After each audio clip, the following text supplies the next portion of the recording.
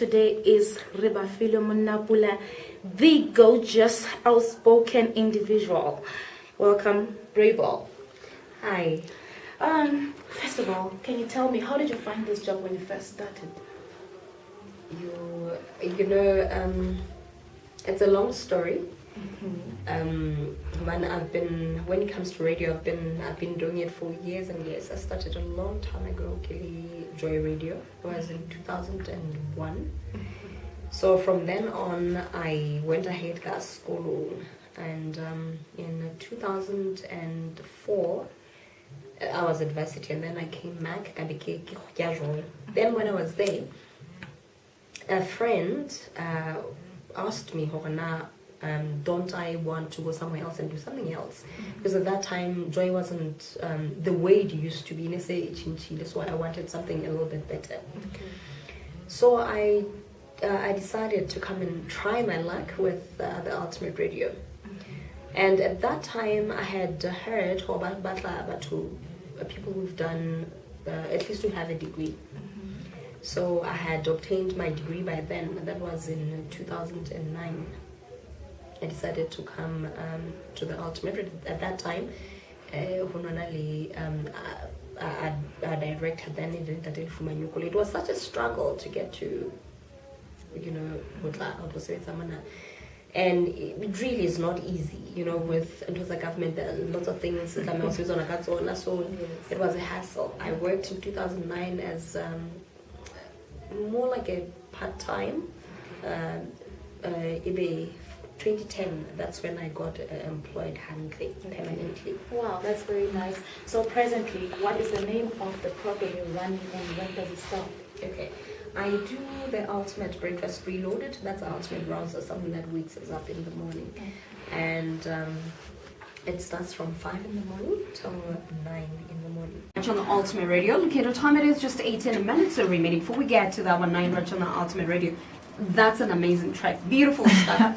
But it gets a lot of people talking. It gets a lot of people thinking. So, coming into more maybe fun stuff about your job. What is the best thing about being a radio presenter? Okay, I would say being able to meet different people. You learn from different people. You learn so many things, and you get to interact with a lot of different people. That's very exciting as well.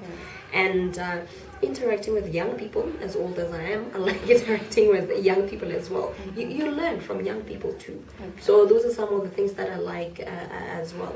Others would say, with the entertainment industry, that's where you get a lot of entertainment and have lots of fun and go to lots of parties. But it's very unfortunate. I'm not much of a party person, and as much as I like interacting with a lot of people, it's mostly more about learning from them and mingling with a lot of people. You get to have connections, and when you have connections, they help you so much in life. You realize that loud or more.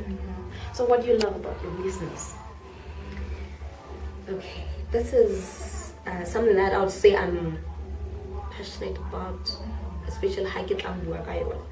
How my listeners, they make me who I am.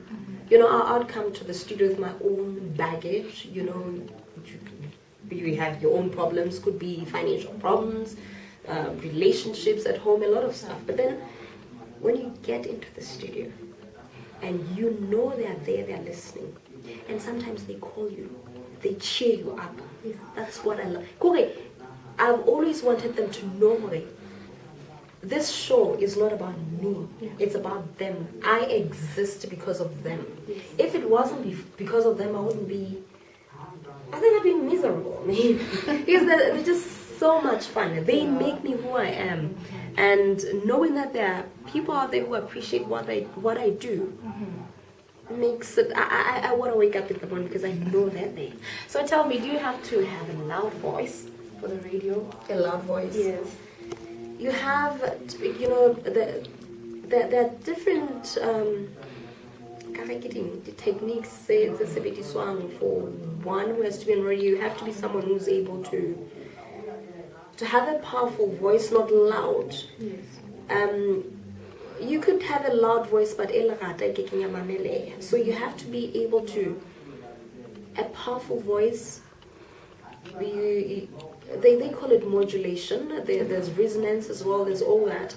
Who's able to be listened to. You can go on radio and have a squeaky voice, but loud still. So, you know, time it is 28 minutes before we get to that one night right to the Ultimate Radio.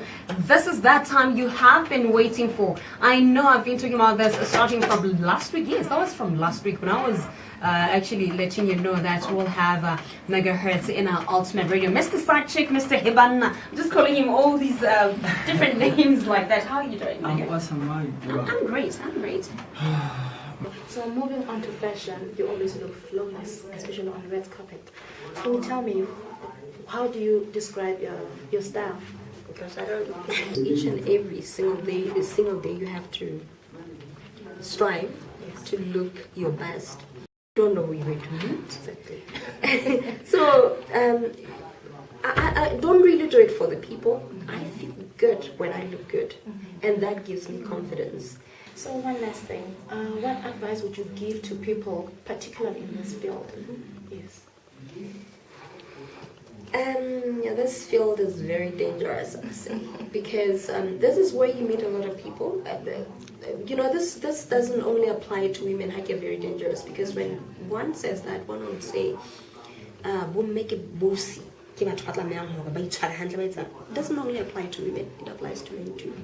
So when you're in this industry, you receive a lot of attention. There are lots of people who would be crazy about you, lots of people would like to see you. And you get a lot of people come to you as well. They want to go out with you, they want to do. You need to be careful, you need to be aware of those things, because if you will end up going everywhere with A, B, C, D, E, F, G all over the place, and unfortunately, you won't go far. And that's what the entertainment industry is all about. But I cannot get a fashion because I cannot own. That's why I do go out, but I can't be everywhere because I still feel that there's a certain identity I have to uphold. There are certain things I need. How we go to they're always there all the time. Our 9, yes, we are about to wrap things up, and